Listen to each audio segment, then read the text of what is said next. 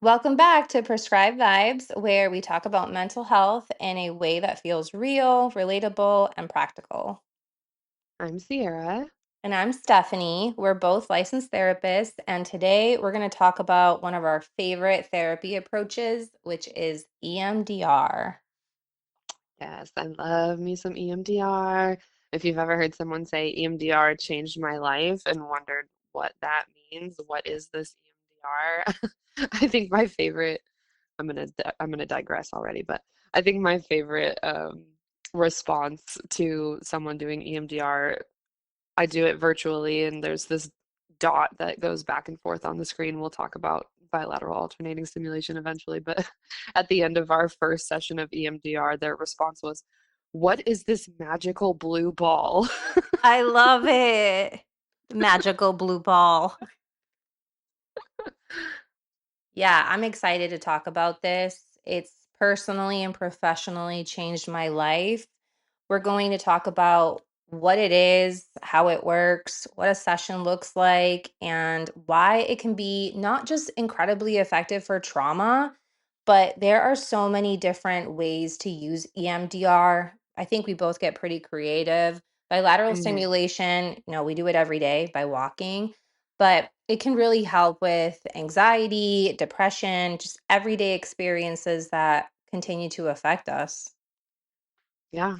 And it's not hypnosis and it's not mind control. It's not making you relive your trauma over and over again. It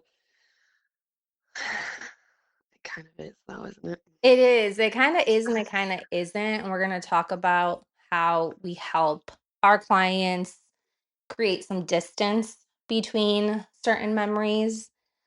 So, although if you've seen the moving lights, you may have seen EMDR as eye movements through the use of someone else's, hands pointing left to right, or what we call vibrating EMDR tappers, where you hold on to these little tappers that vibrate in the palm of your hands, left to right. It can look a little mysterious, so we are going to unpack that and really explain it so it makes sense. Yeah. It's a little like sorcery, but let's break it down. Right. So, first of all, EMDR, EMDR, people use it all the time, say it, but what does it stand for? And it's kind of a tongue twister sometimes. It's eye movement, easy, right? Desensitization and reprocessing. Which is exactly what we're doing. It was developed in the late 1980s by a clinician named Francine Shapiro. Yes. And I remember she said that she was walking through a park and she noticed it was by accident she came up with this, right? So she noticed that if she was moving her eyes, similar to when we're sleeping, right, left to right, that the intensity of her emotions about something just decreased. So that's really how it came about. And she's a psychologist. So it is evidence-based intervention. It's not just woo-woo. At its core, EMDR helps the brain process distressing experiences that feel stuck. Yeah, a lot of times we can know intellectually, like the way that we have our narrative around something and the way that we perceive it is different than when we initially experienced it, right? Intellectually, we know that it's over, but emotionally and physically, it can still feel very present.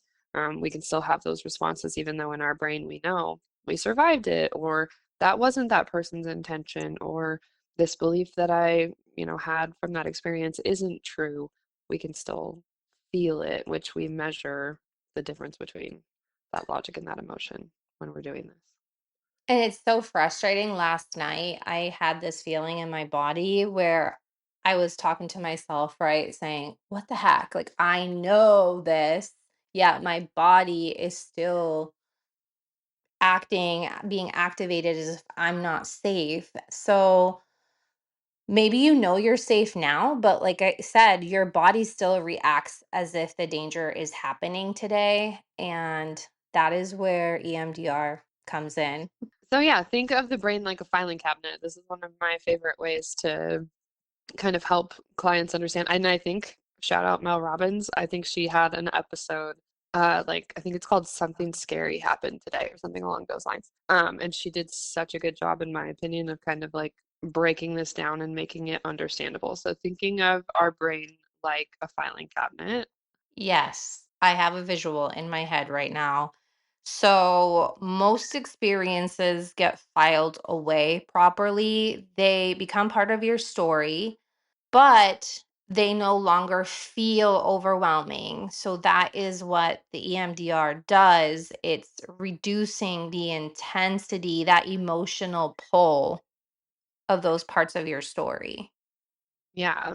So trauma or highly distressing experiences often don't get filed away correctly.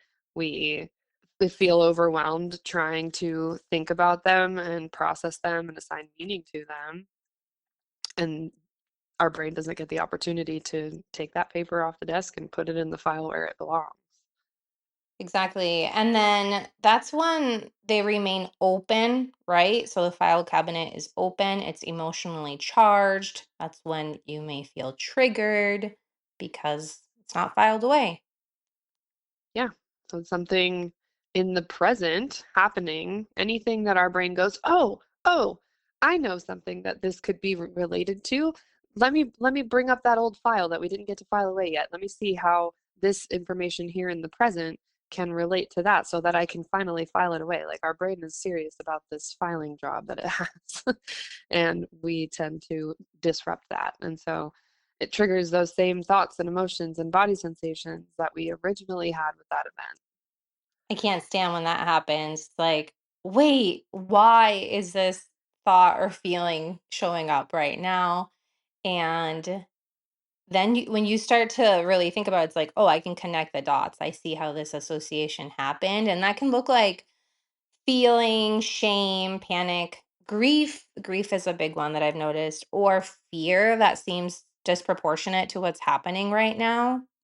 Mm-hmm.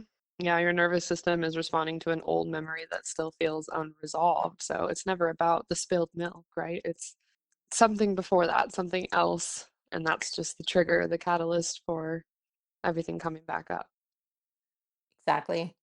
So, what counts as trauma? And if you haven't heard our episodes on trauma, I highly recommend that you do that. We have two of them, and it will probably be a good foundation to start with. But when people hear the word trauma, they often think of severe events like combat, abuse, or accidents. Those are examples of what we call big T trauma, which again, we kind of broke down the difference in these before, but a little reminder for those of you who didn't hear, maybe we forgot. And EMDR can also help with small T trauma.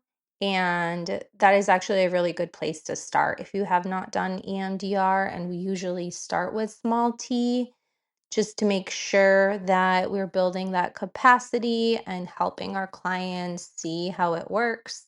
Yeah, I struggle with that too because I know in training they're like, start with the first or the worst. And I'm like, we're gonna do a test run with Yes, some me little T. too.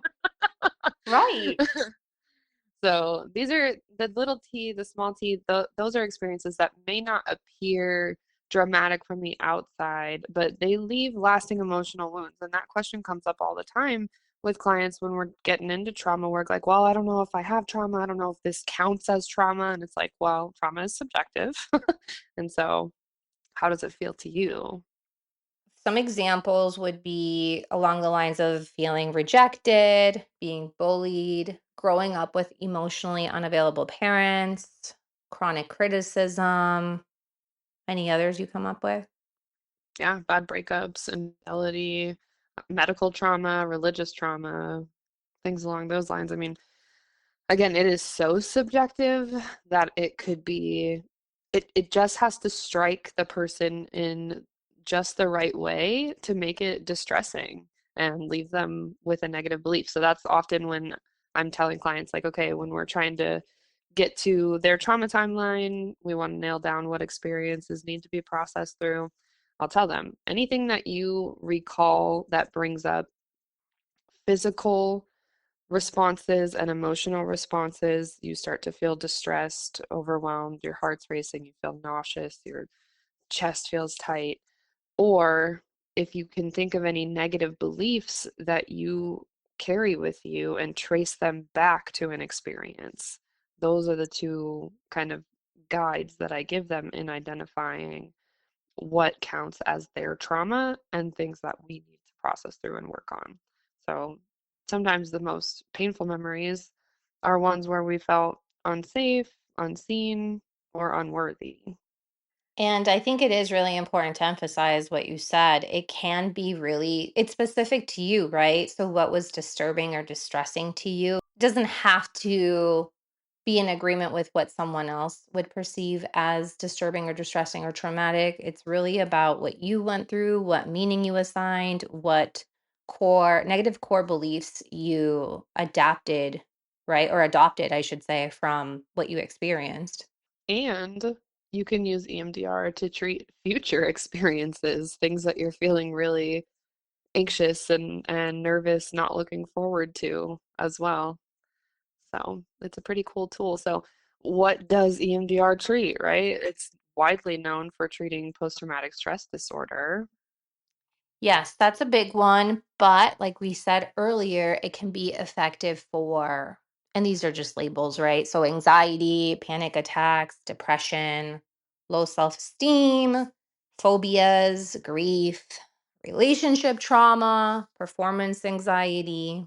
Yeah, a lot of people are looking for EMDR because they feel trapped in the same emotional patterns and they want relief. Like I intellectually know that this shouldn't affect me this way, that I'm okay, that I'm safe, that this thing doesn't actually matter to me, whatever it is, but I cannot seem to get past it. I can't get control over it. So we're really looking for relief when it gets into our core beliefs and it gets into our identity. I mean, there's so much that can be done with this work. So, how does it work? Some Mhm. people get a little scared and skeptical. Like we said before, it's not hypnosis. The way it works is during EMDR, you are briefly focusing on a distressing memory while engaging in bilateral stimulation. Yes, bilateral alternating stimulation. So we are alternating left and right. You know, our brain has a left and a right side. They operate independently of each other. And so when we experience bilateral alternating stimulation, we are waking up both sides of the brain and allowing them to communicate with each other. Yep. And so, what does that look like? So, it can look like moving your eyes back and forth, which we both have used a website where you follow, whether it's blue ball, we can change the color. It's going back and forth on your screen. It can also be listening to alternating tones. Like I said earlier, holding vibrating tappers in each hand. They vibrate from one hand to the other. And sometimes for some people, they want all three at the same time. Sometimes they want alternating tones while doing the eye movements. So it really just depends on the person. Yeah, and you can even do this yourself by doing a butterfly hug or tapping each knee, alternating. There's lots of different ways. Like you said, walking is even Hmm. that. And so there's lots of different ways to get bilateral alternating stimulation. And how many of us already naturally will like pace if we're anxious or nervous or have to go on a walk or a run or something? I was Like, just thinking about that. yeah, we just naturally gravitate toward it. So it's so interesting to see how these things do like naturally occur in our psyche and our body, but when we can really like pinpoint and identify the science behind it and utilize it in a way that like maximizes its efficiency, that's I don't know, it's so cool to me. I geek out about it, but but doing this bilateral alternating stimulation helps the brain to process and integrate the memory. What it's doing is it is activating when you do the bilateral alternating stimulation, we're waking up both sides of the brain and we are focusing on a specific memory, it opens up the neural network that is associated with that experience. And then rather than having to do the repetitive override that we normally have to do to make new neural connections in our brain, we can do that like manually. It's like a shortcut biohack Hmm. to changing those neural networks from basically something negative to something positive and desensitizing. I always describe it to my clients as we're going from this open wound that's just been festering this whole time to a scar, right? And you look at a scar and you know that it hurt when it happened and when it was open, but now it's closed over. It doesn't hurt the same way. There's just a memory there. I love that analogy. And so I think to be clear, we're not deleting, erasing the memory. The memory is still there, Hmm. but it no longer carries the same emotional intensity. So, like you said, you see the scar, but it doesn't have that pull, right? So, that's something we do during the process is gauge what kind of pull that memory still has. Yep. What is our level of distress? A lot of people say, like, I still remember what happened, but it doesn't feel like it's happening to me anymore. I think the most common thing I hear is like, my perspective has totally changed on it. And one of my favorite things, one of my, you know me and my little therapy quotes, my catchphrases. Yes. Yep.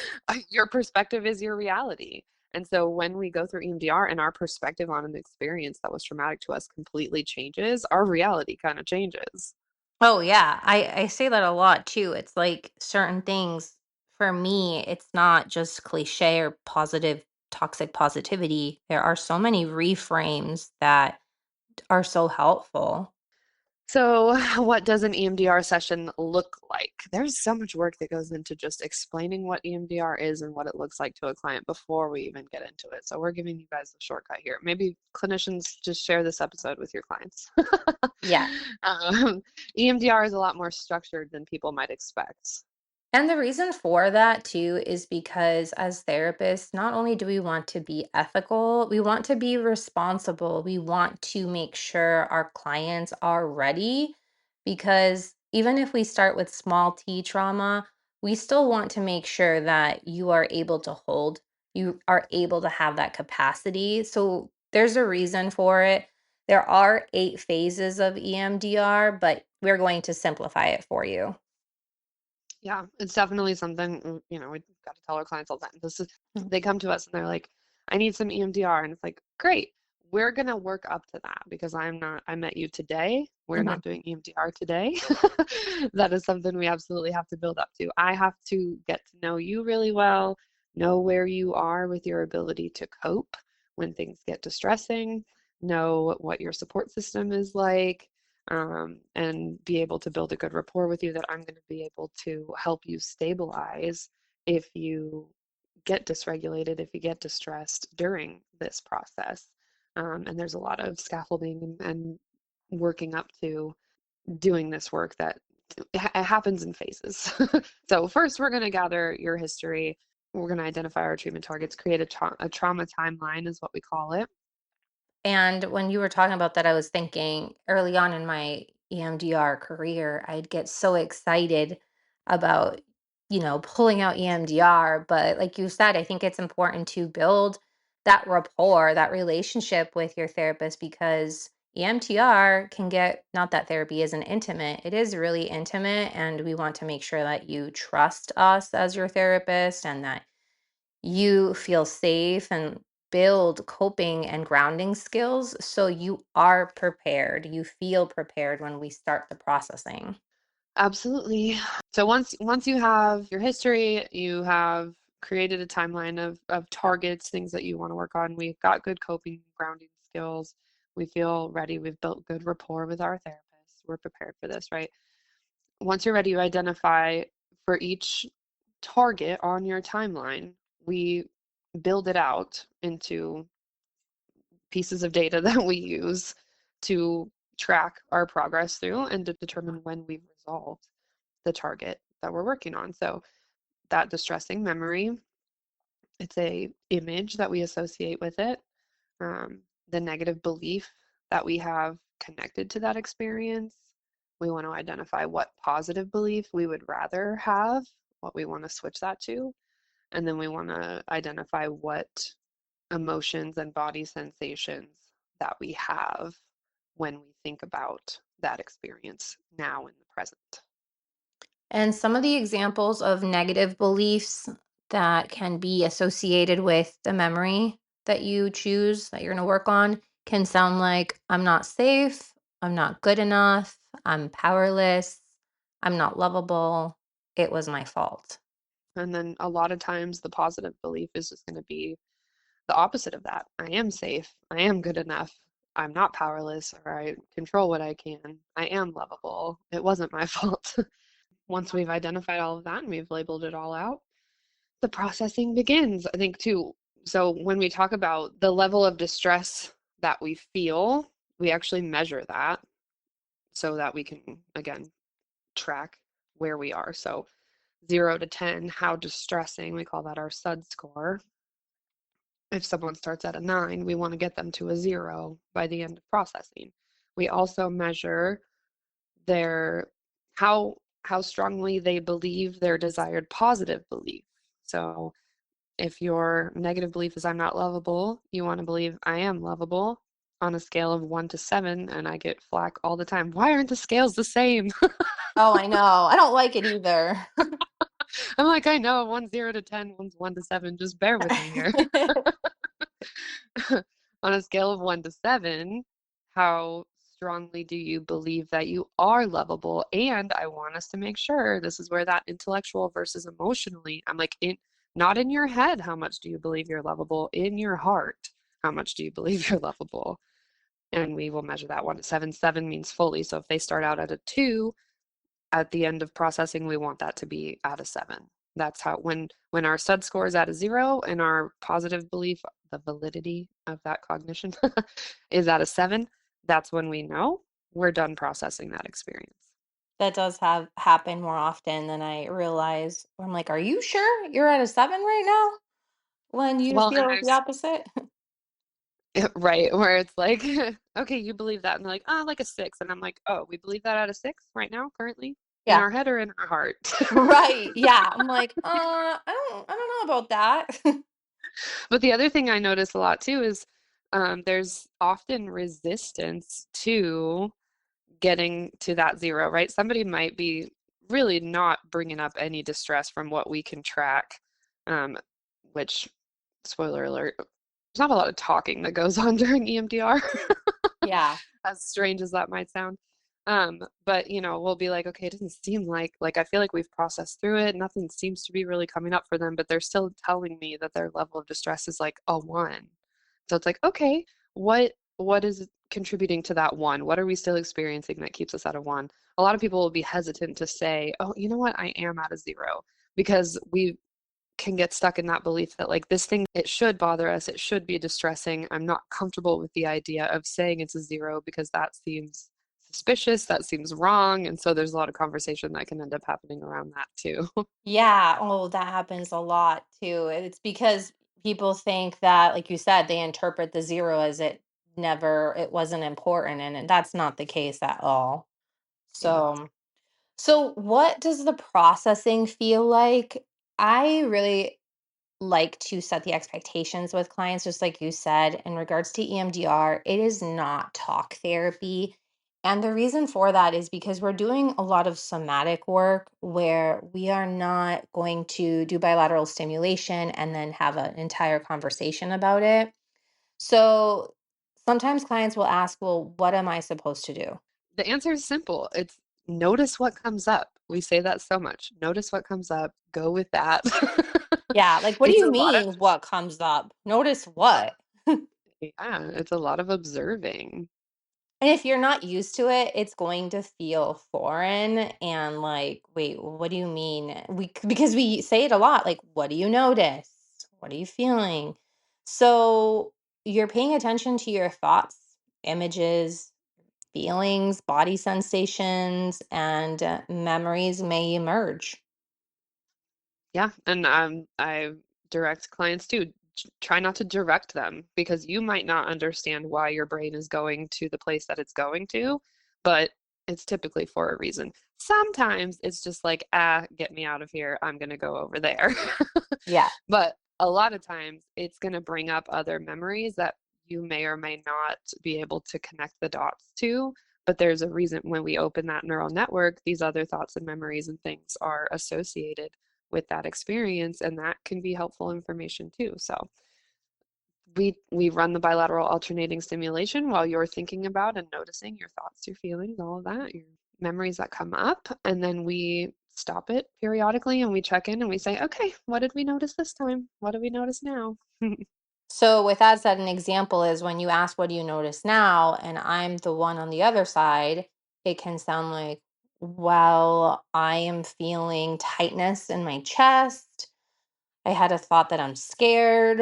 And also, my stomach is tingling. It just feels weird. There's no right or wrong way to do it. It is a lot of noticing and reporting what you're noticing. Yeah, our brain really does the work pretty naturally. The therapist is there to kind of guide it. And so again, we might say, oh, okay, like you noticed that a thought about this came up. We're not really sure why, or that sounds interesting. Go with that and see what else comes up. So we're there kind of as your spirit guide through this process. I love it. EMDR spirit guide. As you mentioned earlier, EMDR does not erase our memories. That is a common misconception. This is not eternal sunshine of the spotless mind.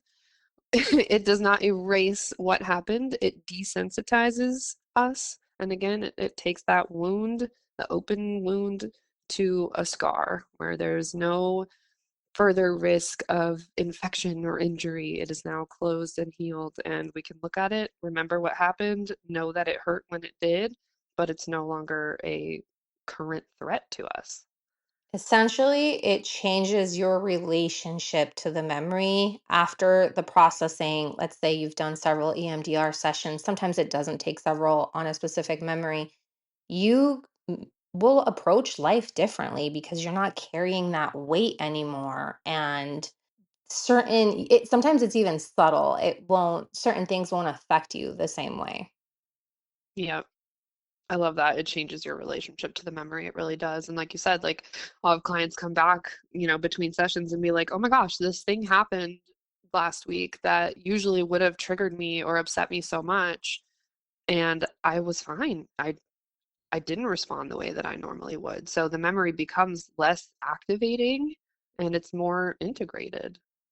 And many clients describe the feeling as neutral, empowered, compassionate towards themselves. I've had a lot of clients talk about feeling grateful that Mm, certain memories, certain things took place because it's built a level of resilience or just really shaped them, but they're looking at themselves in a more positive and compassionate way. yeah. Well, and that's really rooted in changing these core beliefs that those experiences leave us with, right? And these core beliefs can be so subconscious sometimes. Sometimes we're well aware. Like I always feel like I'm not good enough, I'm not lovable, whatever. I just sit with that all the time and I can't handle it. But sometimes they're not something we're aware of. And just being able to shift that belief by adjusting our perspective on the experience that left that belief with us. When you change your core beliefs, again, you're changing the way you navigate the world because you're not looking at it through the same lens that you were looking at it through before. Yep. Change your thoughts, change your life quote came up for me.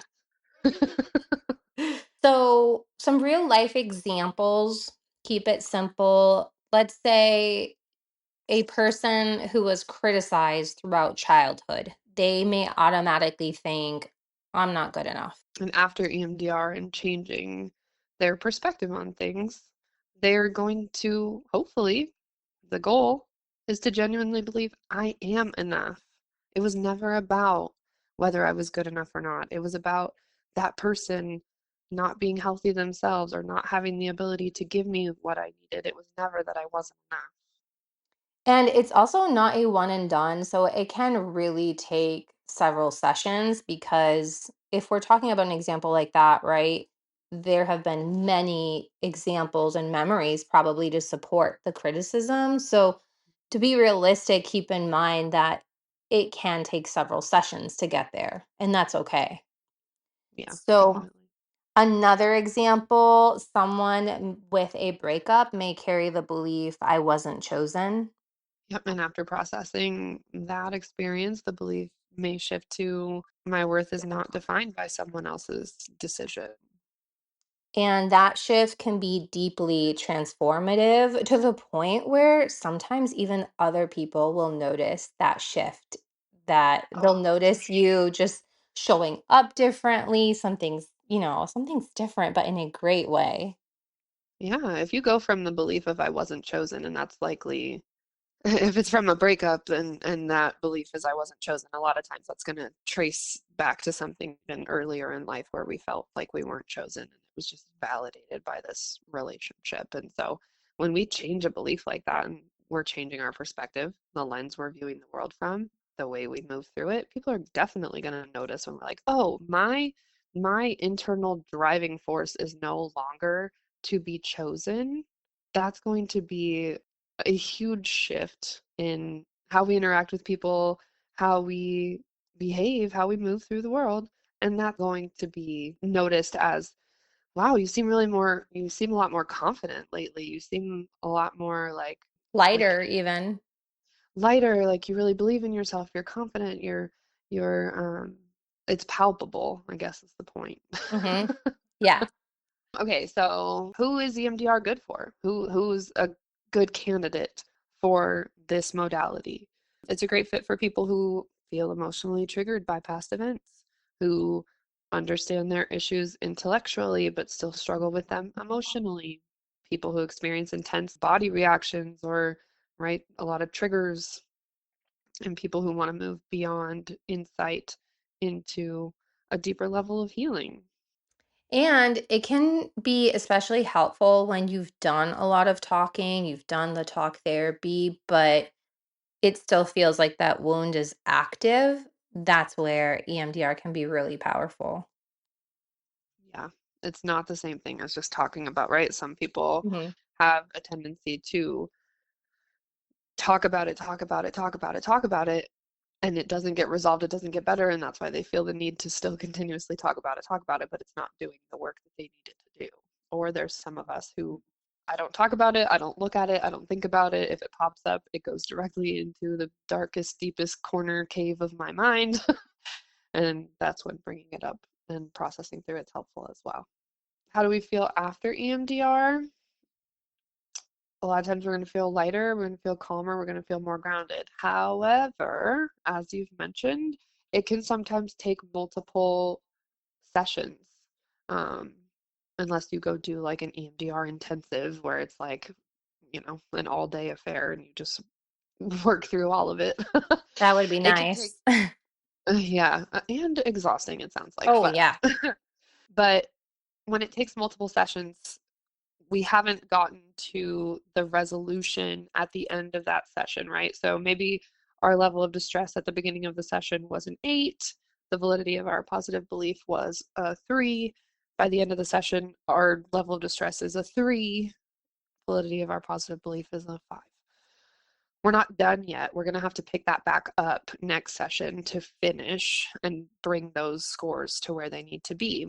Our brain is going to continue to process this stuff for like up to 48 hours after session.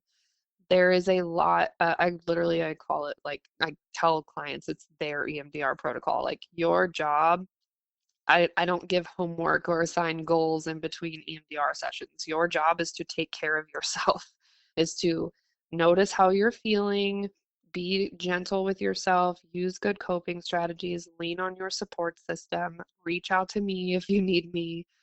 You just take care of you because you're going to continue to process and feel some of these things in between sessions. And there's times where you leave that session at the end of the day, your level of distress is a 4. And then you come in the next time and it's a 2 today because we continued to process and it decreased in between. Yep. And that's, I love that you said, take care of yourself because you likely will feel tired. Your brain has done a lot of processing. I tell my clients, use your safe place, do the butterfly tapping, self-soothing, listen to your body, and do something to relax, right? So that is incredibly important. Getting into EMDR and self worth, one of the most meaningful parts of EMDR is how it helps people update their core beliefs. You know what we didn't talk about that I feel like is important is resourcing. Hmm. And so that is right, when we're talking about grounding and regulating and being able to stabilize throughout this process too. Safe place, which you've heard us talk about before. Steph, you just mentioned safe place. Safe place I got from EMDR. Container, which I'm sure we've probably talked about too, is from EMDR. Um, we come up with resources, which is just something that we can pull into our consciousness, something to we use strength, we use wisdom, we use nurturing. So we will assign a figure, right, to those characteristics so we can pull them in, right? Like using the willow tree from Pocahontas was the first thing that came to mind for nurturing. So, wow, I really feel like in this moment, in this memory, I just need someone to comfort me, and no one was able to do that. Okay, well, let's bring in our nurturing resource and let's allow them to comfort us so that we can feel like we got that in that moment. So, we use resources like that, as well as our safe place in our container, to help us to stay regulated and to kind of meet our emotional needs as we go through this process. Yep, I love that process. It's really fun because sometimes we forget about the internal resources we already have. So, what we're doing is bringing it to the forefront of your brain. So, your brain has access to times in your life where you were courageous, or access to strengthening your faith, or just coping skills and characteristics that you just, probably would be helpful to use during the processing. So that's a really fun phase of EMDR for me at least. Yeah, I agree. I always love to hear what people come up with for their Yeah, resources. it is cool. So yeah, I think that's pretty much our overview of EMDR. I think that puts it in a good little nutshell. If you guys have questions or insights, or if you want to even share your own, I'm always like I I wish that I could have just a compilation of people's like feedback and success stories, their perspectives on their experience with EMDR, because a lot of people are skeptical and a little uneasy going into it because it is such a strange modality. It's not something that, it's not just talk therapy, it's something completely different. So if you have a success story or anything you care to share, go for it. We'll keep you anonymous. Yes, let us know what your experiences has been, and hopefully if you haven't done it before, this has helped you understand, demystify what EMDR is about, and ask us any questions that you have. Yeah. And go find an EMDR therapist. Yes. Today's vibes are prescribed as bilateral alternating stimulation. I love it. Go for a walk, everybody. Yeah. All right. We'll see you guys next time. Thank you so much. Thank you so much. Bye, everyone. Bye.